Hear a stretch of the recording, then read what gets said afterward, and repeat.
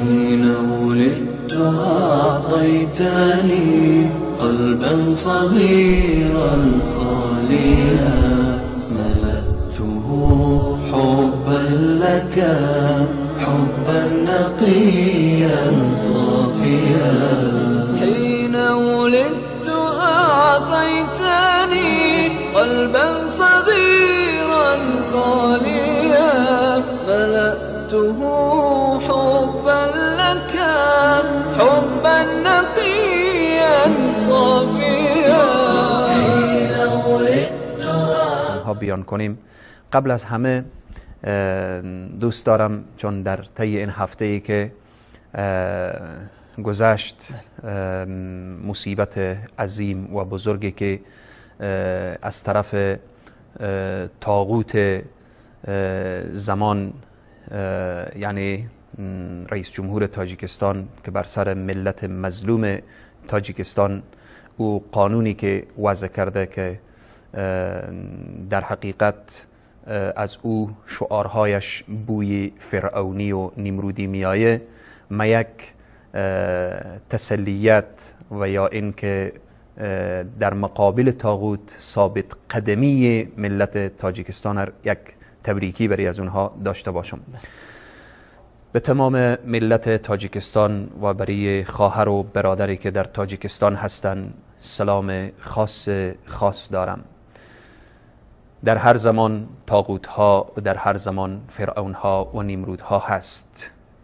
در هر زمان اگر فرعونی بوده در مقابلش الله سبحانه و تعالی موسی را قرار داده که با او مبارزه کرده است. اگر در زمان ابو جهل ها بودن محمد رسول الله صلی الله علیه و سلم را الله آورد با اونها مبارزه کرد. در هر عصر حق با باطل و باطل با حق مبارزه داره و چیز واضح و مسلم هست که قل جاء الحق و زهق الباطل ان الباطل کان زهوقا.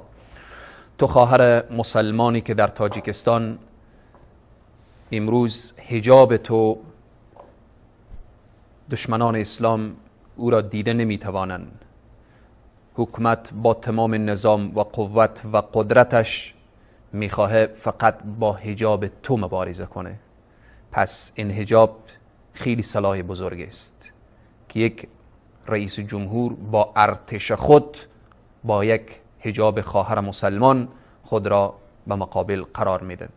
بناهن تو خواهری که با حجاب اسلامی صبر و استقامت و پایداری میکنی و تو برادری که به خاطر لحیه که سنت انبیاء علیهم السلام نه تنها سنت رسول الله، سنت انبیاء علیهم السلام، سنت صحابه و سلف صالحین هست، امروز تو صبر و استقامت میکنی، یقین بدان که اجر و پاداش تو به نزد الله سبحانه و تعالی هست. از الله سبحانه و تعالی میخواهیم که خداوند رئیس جمهور تاجیکستان که من حیف میدانم که نام از او را به عنوان امام علی رحمانوف من مخاطب کنم، حیف امام، حیف علی و حیف رحمان که بر روی خود این شخص گذاشته.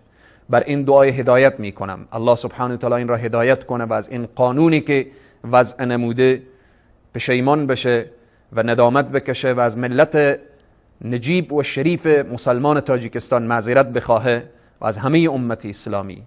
مگر تاریخ همه چیز را می نویسد روزی نامش در کنار فرعون و نمرود و شداد و در کنار طاغوت‌های تاریخ ثبت می شود و در حشر هم با اونها حشر خواهد شد. و تو خواهر مسلمان و برادر مسلمان تاجیکی که در تاجیکستان صبر و استقامت میکنی به خاطر دین، بدان که راه تو و روش تو سمیه‌وار هست، آسیه‌وار هست، خدیجه‌وار هست و راه فاطمه الزهرا و عایشه صدیقه و سایر زنان صدر اسلام خواهد بود و در قیامت با این صحابیات و بزرگان حشر میشوی. رسول الله صلی الله علیه و سلم فرمودن اسلام در اول هم غریب بود و در آخر هم غریب می شود. فطوبى للغربا. خوشا به حال تو خواهری که به خاطر حجابت، خوشا به حال تو برادری که به خاطر لحیه که سنت انبیا هست امروز یا به زندان میفتی یا تحقیر میشوی یا تهدید میشوی. الله سبحانه و تعالی در مقابل این همه زجر و شکنجه‌ای که میکشی، خداوند برای تو صبر و استقامت عنایت بفرماید. صبر چگونه پاداش دارد؟ انما یوفی الصابرون اجرهم بغیر حساب. ملت تاجیکستان این را بدانند که روزی می آید که این طاغوت ها سرنگون می شوند و تو خواهر محجبه و تو برادر دیندار و خواهر مسلمان بر او مسند قدرت قرار می گیری و تمام حکمت و نظام از آن توست، چون تو بنده خدا هستی و پادشاهی در روی زمین بر تو بنده خدا می زیبد. زمین از خداست و حاکم زمین خداست و باید بندگان محبوب الله سبحانه و تعالی در روی زمین حکمت کنن و حکمت کردن بر بندگان مخلص الله می زیبد، نه بر این شیاطین و شیطان صفتان و این طاغوتان زمان. خدای تبارک و تعالی ملت تاجیکستان ما را از چنگال ظالمین و این گرگ صفتان نجات بدهد. آمین.